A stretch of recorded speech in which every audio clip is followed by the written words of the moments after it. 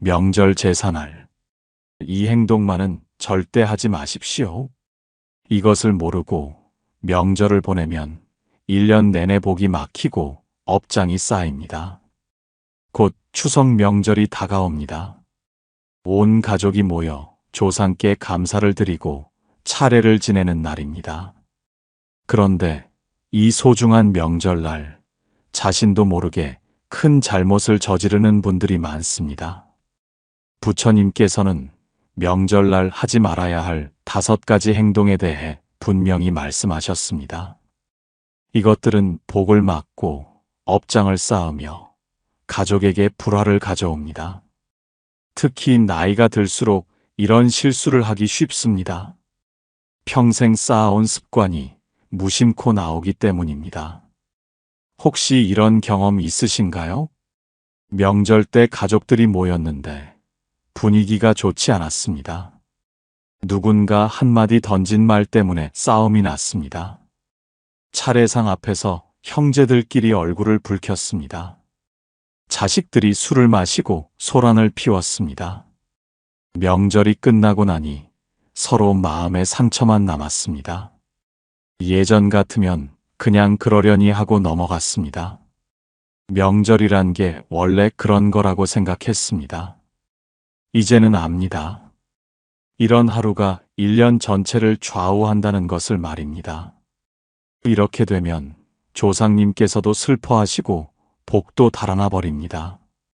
명절 하루를 잘못 보내면 1년 내내 가족 간의 불화가 끊이지 않습니다.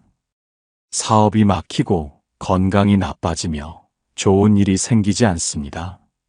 하지만 부처님께서 가르쳐 주신 대로만 하면 명절이 복을 받는 날이 됩니다. 1년 내내 가족이 화목하고 재물이 늘어나며 모든 일이 순조롭게 풀립니다.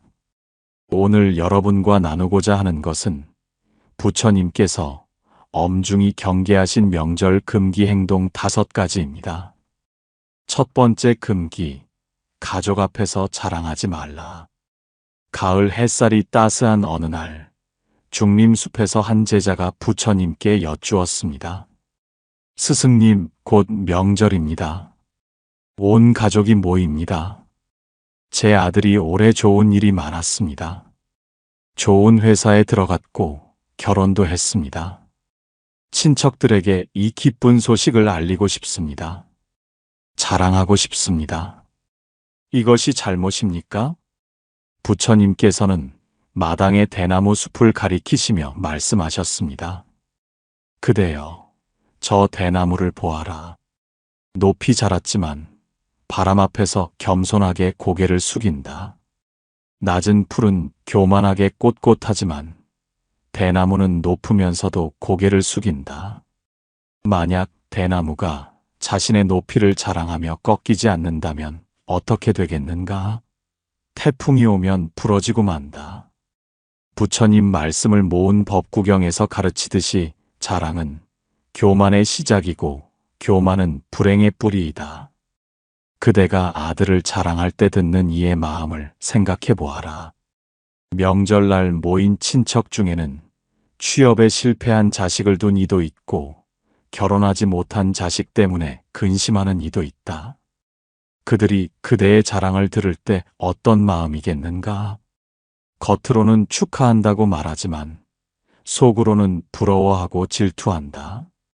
심하면 원망하고 미워한다. 이것이 바로 악업의 씨앗이다. 그대가 자랑하는 그 순간 남의 마음에 원망을 심는 것이다. 부처님의 가르침을 정리한 아비달마에서 설명하듯이 원망은 저주와 같다. 보이지 않지만 그대에게 돌아온다. 명절 하루 기분 좋으려고 자랑했다가 1년 내내 원망의 기운을 받게 된다. 예전 같으면 손주 자랑이 어르신의 당연한 권리라고 생각했습니다. 평생 고생해서 키운 자식이 잘 되고 손주가 이쁘면 자랑하고 싶은 게 사람 마음입니다. 이제는 알아야 합니다. 그 자랑 한마디가 다른 이의 마음에 상처를 준다는 것을 말입니다. 특히 나이 드신 분들이 조심해야 합니다. 손주 자랑을 하고 싶은 마음이 큽니다. 이쁘고 공부 잘하는 손주 얘기만 하고 어려운 손주는 없는 사람 취급합니다. 그러면 소외된 손주는 마음에 상처를 받습니다. 다른 친척들도 불편하고 서운합니다. 대신 이렇게 하라. 그대의 기쁨을 마음속에 간직하라. 친척들 앞에서는 겸손하게 말하라. 운이 좋았다고, 부처님 덕분이라고, 조상님 은혜라고 말하라. 그리고 어려운 형편의 친척 자식들에게는 격려의 말을 건네라. 잘할 수 있다고, 때가 오면 좋은 일이 생긴다고 말이다. 이렇게 하면 그대는 겸손한 사람으로 칭찬받고 원망 대신 축복을 받는다. 이것이 복을 부르는 길이다. 제자는 고개를 숙이며 깨달았습니다. 자랑이 복을 막고 겸손이 복을 부른다는 것을 알게 되었습니다. 두 번째 금기, 차례상 앞에서 다투지 말라. 한낮의 고요한 시간, 대나무 숲 마당에서 제자가 부처님께 말씀드렸습니다. 스승님, 명절만 되면 형제들과 다툼이 생깁니다. 차례를 준비하면서도 싸웁니다. 누가 음식을 많이 했네, 적게 했네. 누가 더 수고했네, 덜 했네 하며 다툽니다. 어떻게 해야 합니까? 부처님께서는 제단에 놓인 꽃과 향을 보시며 말씀하셨습니다. 그대여, 저 제단을 보아라. 꽃과 향이 함께 놓여 있지만 서로 다투지 않는다. 각자의 역할을 하며 조화를 이룬다. 제사상도 이와 같아야 한다. 큰 깨달음을 설한 화엄경에서 가르치듯이 모든 것은 하나로 연결되어 있다. 한 사람이 음식을 많이 준비했다고 그것이 그 사람만의 공덕인가? 아니다. 재료를 사온 사람이 있고 불을 지핀 사람이 있으며 설거지할 사람이 있다. 모두가 하나로 협력하는 것이다. 그런데 명절만 되면 사람들은 자기가 더 수고했다고 주장한다. 형제들은 서로 더 많이 했다고 다툰다. 며느리들은 시어머니에게 불평한다. 이 모든 것이 교만과 분노에서 비롯된다. 젊은 시절에는 몰랐습니다. 명절 준비가 이렇게 힘든 줄 말입니다. 세월이 흐르며 알게 됩니다. 누구 하나 쉬운 사람이 없다는 것을, 모두가 나름의 수고를 한다는 것을 말입니다. 특히 조심해야 할 것이 있다. 차례상 앞에서는 절대 다투지 말라. 그곳은 조상을 모시는 신성한 자리이다. 그 앞에서 다투면 조상님께서 슬퍼하신다. 옛 경전에 이런 가르침이 있다. 제사를 지내러 왔다가 집안 식구들이 다투는 것을 보신 조상님께서 제사를 받지 않고 돌아가셨다고 한다. 불편한 마음으로 어찌 제사를 받으시겠는가? 차례상 앞에서 다투면 조상의 가호를 받지 못한다. 오히려 불화의 씨앗을 심는다. 그 다툼은 1년 내내 가족에게 영향을 미친다. 사업이 막히고 건강이 나빠지며 집안의 우환이 끊이지 않는다. 10가지 선행과 악행을 구분한 십선십악의 가르침에서 말하는 나쁜 말 4가지가 있다. 거짓말, 이간질하는 말, 거친 말, 쓸데없는 말이다. 명절날 차례상 앞에서 이런 말들이 오간다. 이것이 모두 악업이 된다. 그러므로 이렇게 하라. 명절 준비를 하면서 불평이 나오려거든 참아라. 차례가 끝날 때까지만이라도 참아라. 서로 양보하고 헤아리는 마음을 가져라. 수고한 사람에게는 감사하다고 말하라. 설령 마음에 안 드는 일이 있어도 그날만큼은 넘어가라. 나중에 따로 조용히 얘기해도 늦지 않다. 하지만 차례상 앞만큼은 평화를 지켜라. 그것이 조상께 드리는 가장 큰 공양이다.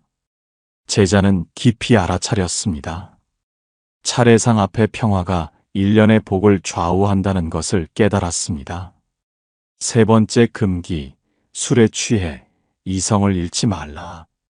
저녁 노을이 지는 사위성 근처에서 제자가 부처님께 여쭈었습니다. 스승님, 명절날 친척들이 모이면 술을 마십니다. 오랜만에 만나 반가운 마음에 술잔을 나눕니다. 이것이 잘못입니까? 부처님께서는 저녁 하늘의 구름을 보시며 말씀하셨습니다. 그대여, 저 구름을 보아라. 가볍게 흘러가다가 비가 되어 쏟아진다. 술도 이와 같다.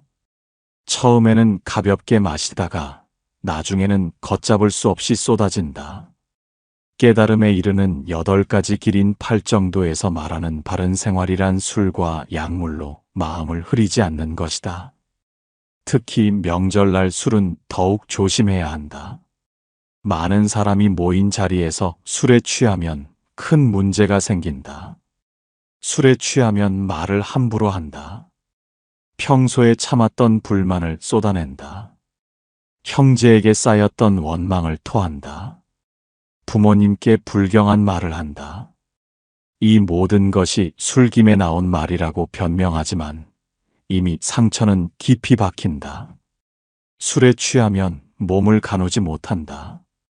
넘어져서 다치기도 하고 물건을 깨뜨리기도 한다. 심하면 차를 몰다가 사고를 낸다. 명절 하루 술 마시고 기분 좋으려다가 1년 내내 후회하는 일이 생긴다. 예전 같으면 한 잔, 2잔 술이 들어가도 끄떡 없었습니다. 젊을 때는 소주 한 병쯤이야 문제 없었습니다. 이제는 다릅니다. 나이가 들면 주량이 줄어듭니다. 건강도 예전 같지 않습니다. 그런데 옛날 생각에 과하게 마십니다. 그러면 몸에도 해롭고 주변 사람들도 걱정합니다. 제가 신자의 지혜를 담은 유마경에서 가르치듯이 지혜로운 사람은 절제할 줄 안다. 술을 마시되 취하지 않는다. 즐기되 이성을 잃지 않는다. 이것이 진정한 어른의 모습이다. 그러므로 이렇게 하라. 명절날 술을 마시더라도 적당히 마셔라. 취할 때까지 마시지 말라.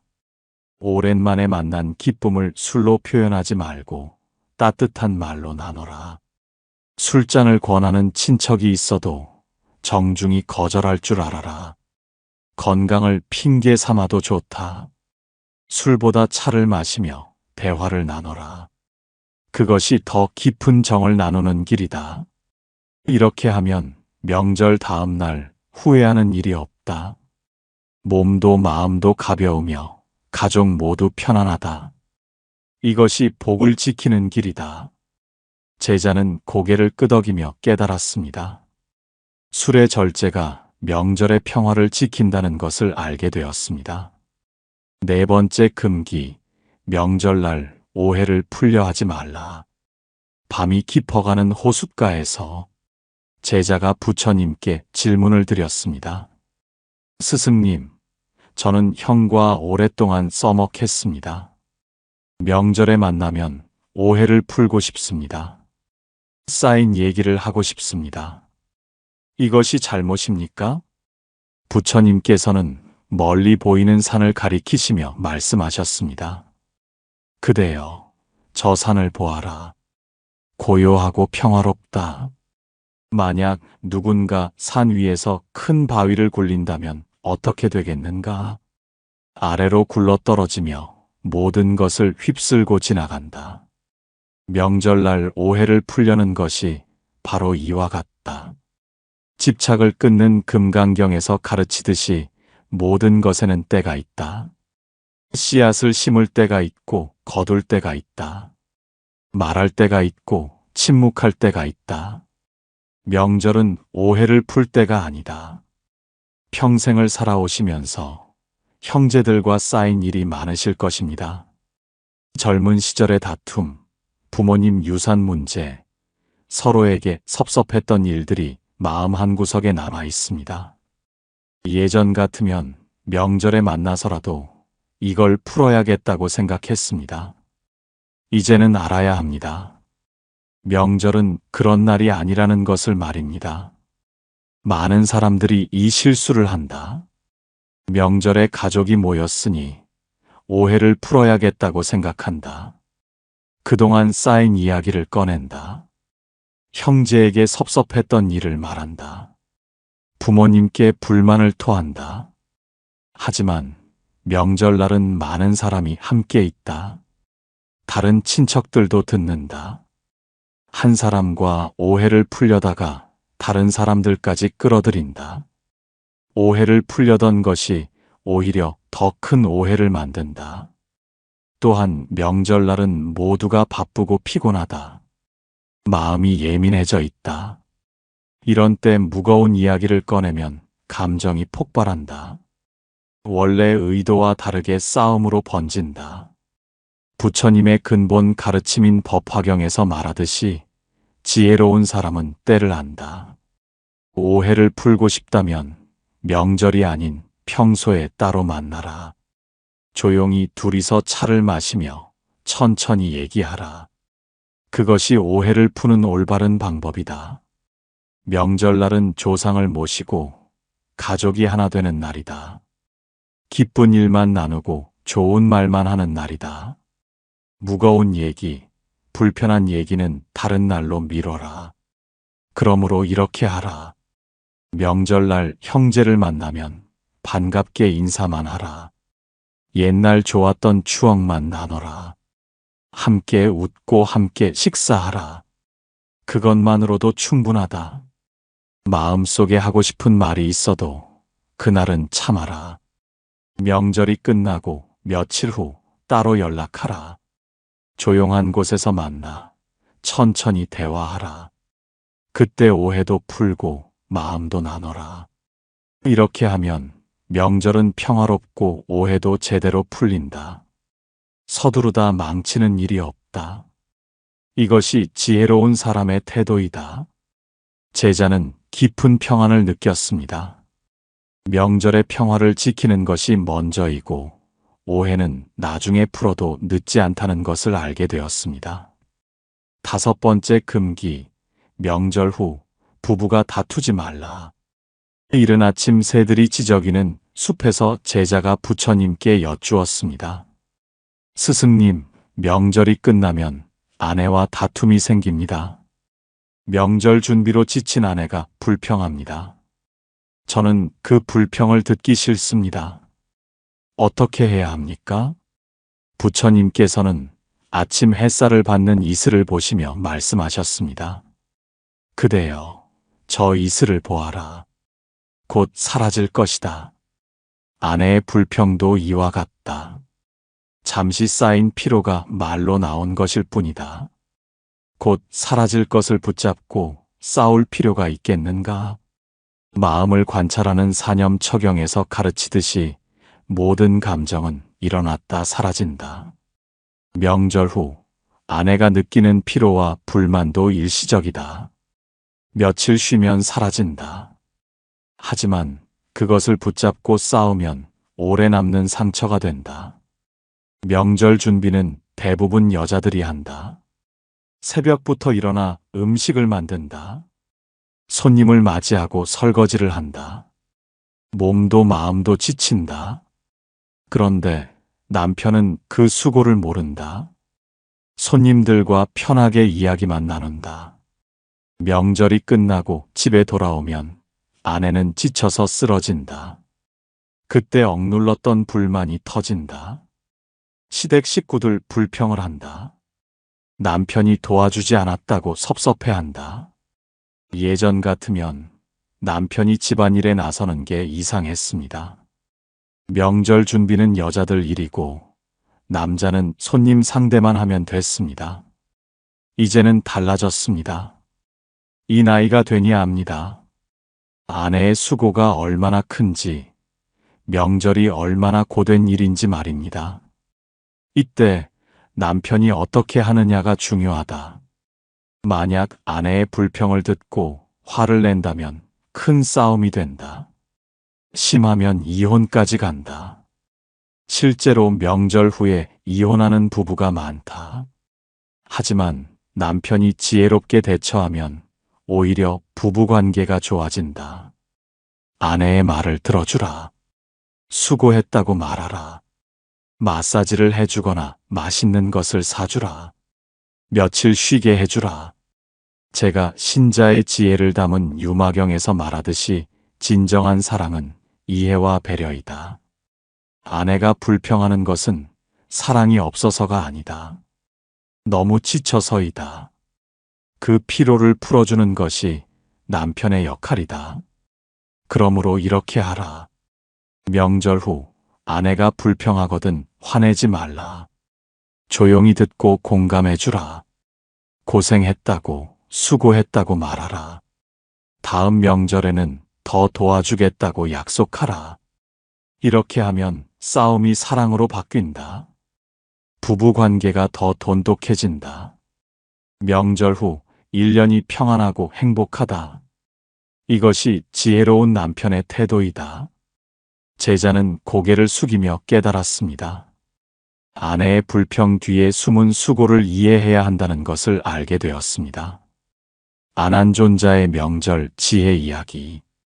옛날 부처님의 제자 중에 안한존자라는 분이 계셨습니다. 그는 부처님을 가장 가까이에서 모신 분으로 지혜롭고 자비로웠습니다.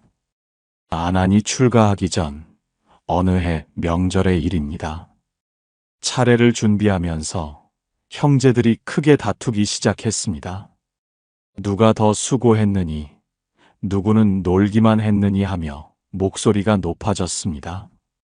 급기야 큰형이 차례상을 엎으려는 순간이었습니다. 안한이 조용히 두 손을 모으며 말했습니다. 형님들, 잠시만 멈춰 주십시오. 지금 조상님께서 우리를 보고 계십니다. 오늘만큼은 평화롭게 지내는 것이 조상님께 드리는 가장 큰 효도입니다. 형들은 안한의 말에 멈칫했습니다. 분노가 가라앉기 시작했습니다. 안한은 계속해서 부드럽게 말했습니다. 누구는 음식을 많이 준비했고, 누구는 제수를 사왔으며, 누구는 집안을 정리했습니다. 저는 늦게 도착해 아무것도 하지 못했습니다. 형님들 모두 고생하셨습니다.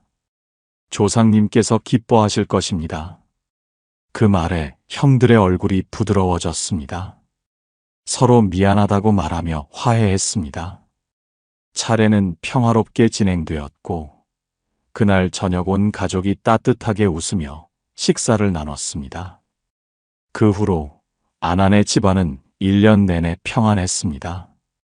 형제들은 서로 돕고 사랑했으며 모든 일이 순조로웠습니다. 사람들이 안한에게 물었습니다. 그때 어떻게 그런 지혜가 나왔느냐고 말입니다. 안한은 조용히 대답했습니다. 명절날만큼은 다투지 말아야 한다는 것을 알았을 뿐입니다. 차례상 앞에 평화가 1년의 복을 가져옵니다. 그 하루만 참으면 됩니다. 부처님께서 전해주신 명절 금기를 지키는 구체적인 방법입니다.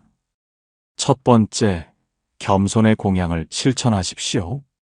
명절날 친척을 만나면 자랑하고 싶은 마음이 들 것입니다. 그때마다 잠시 멈추고 깊게 숨을 쉬십시오.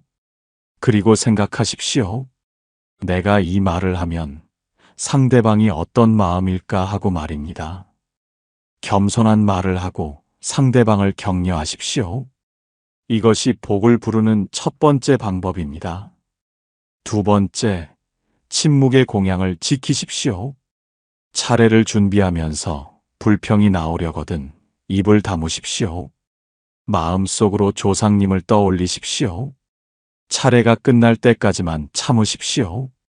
차례상 앞에서는 좋은 말만 하십시오. 감사합니다. 수고하셨습니다. 맛있습니다. 이런 말만 하십시오.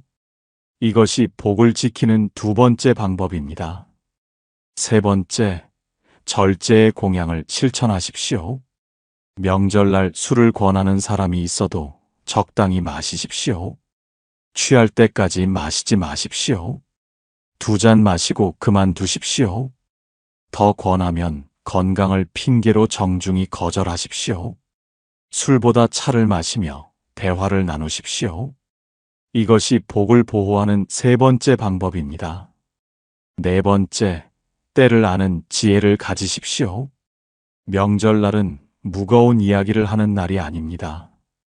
형제와 풀고 싶은 오해가 있어도 그날은 미루십시오. 좋은 추억만 나누고 반갑게 웃으십시오. 오해는 명절이 끝나고 따로 만나서 천천히 푸십시오. 이것이 복을 키우는 네 번째 방법입니다. 다섯 번째, 배려의 공양을 베푸십시오. 명절 후 아내가 불평하거든 화내지 마십시오. 조용히 듣고 공감하십시오.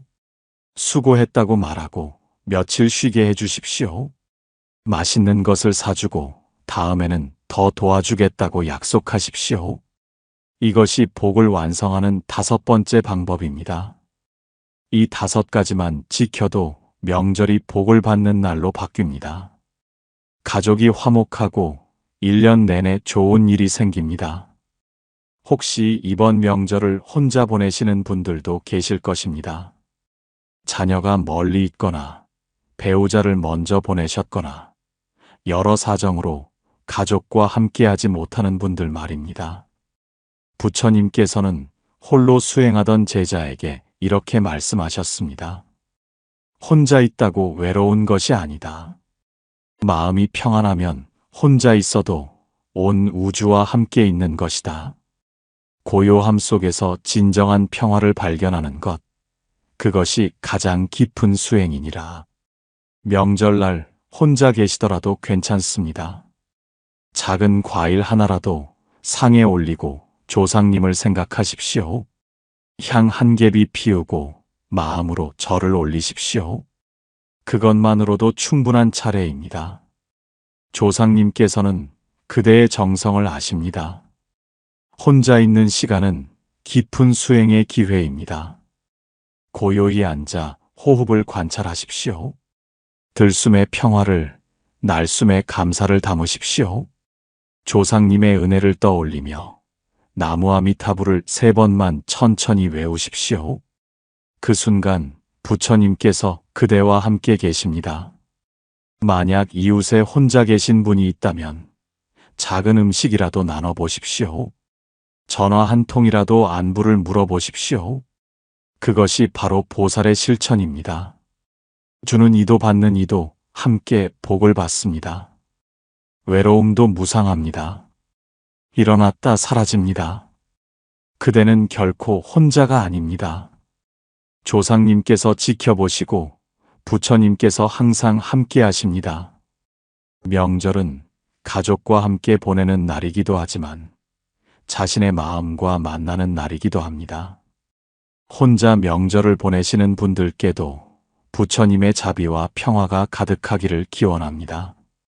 명절은 조상을 모시고 복을 받는 날입니다. 하지만 작은 실수 하나가 1년의 복을 막습니다. 부처님께서 말씀하신 5가지 금기를 명심하십시오. 자랑하지 마십시오. 겸손히 복을 부릅니다. 차례상 앞에서 다투지 마십시오. 평화가 복을 지킵니다. 술에 취하지 마십시오.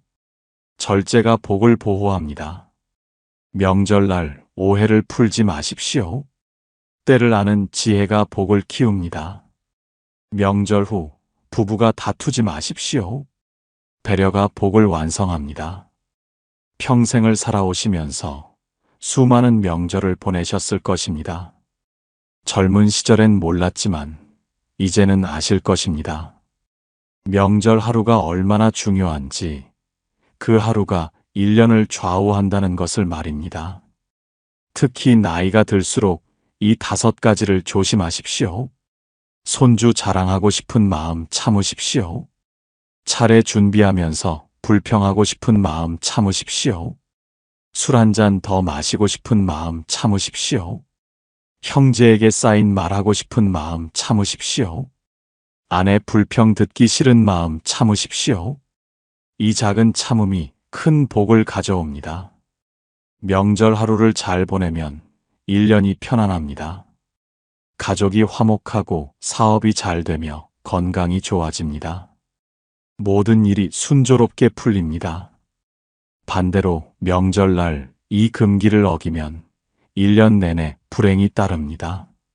자랑하면 원망을 받고 다투면 불화가 생기며 술에 취하면 사고가 나고 오해를 풀려다 더 큰 오해가 생기며 부부가 다투면 이혼까지 갑니다.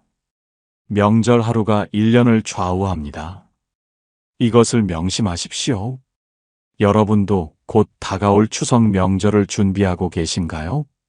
부처님께서 가르쳐 주신 5가지 금기를 기억하십시오. 자랑 대신 겸손을, 다툼 대신 평화를, 술 대신 절제를, 오해 풀기 대신 때를 기다림을, 다툼 대신 배려를 선택하십시오. 이 5가지만 지키면 이번 추석이 복을 받는 명절이 됩니다. 조상님께서 기뻐하시고 가족이 화목하며 1년 내내 좋은 일이 생길 것입니다. 괜찮습니다. 그대는 충분히 잘하고 계십니다. 평생 명절을 보내오시면서 얼마나 수고하셨습니까? 세월이 흐르며 배운 지혜로 이번 명절은 조금만 더 조심하시면 됩니다. 자랑하고 싶은 마음, 불평하고 싶은 마음, 술 마시고 싶은 마음, 따지고 싶은 마음, 화내고 싶은 마음, 이 모든 것을 조금만 참으시면 됩니다. 명절 하루만 참으십시오. 그 하루의 참음이 1년의 복이 됩니다. 어렵지 않습니다. 그대는 할 수 있습니다. 잠시 눈을 감고 깊게 숨을 들이마셔 보세요. 그리고 천천히 내쉬면서 마음을 가라앉히십시오. 명절에 대한 걱정을 내려놓으십시오. 잘해야 한다는 부담을 내려놓으십시오. 이제 그대는 준비되었습니다. 부처님의 지혜로 명절을 맞이할 준비가 되었습니다. 5가지 금기를 지킬 준비가 되었습니다. 이번 추석이 그대에게 큰 복이 되기를 바랍니다. 오늘 이 가르침이 여러분의 명절을 복되게 만들어 주기를 바랍니다. 혹시 명절에 이런 금기를 지켜서 좋은 일이 생긴 경험이 있다면 댓글로 나눠주세요. 서로의 경험과 지혜를 나누며 함께 성장할 수 있을 것입니다. 여러분의 복받는 이야기가 다른 분들에게도 큰 희망이 될 것입니다. 부처님의 지혜와 자비가 여러분과 함께하기를 발언하는 여기는 연등지의 채널이었습니다. 오늘 말씀드린 명절 금기 5가지가 여러분의 삶에 진정한 복과 평화를 가져다 주기를 간절히 기도합니다. 그대의 업장이 소멸되고 가족이 화목하며 1년 내내 좋은 일만 가득하기를 부처님께 기원합니다. 나무아미타불 관세음보살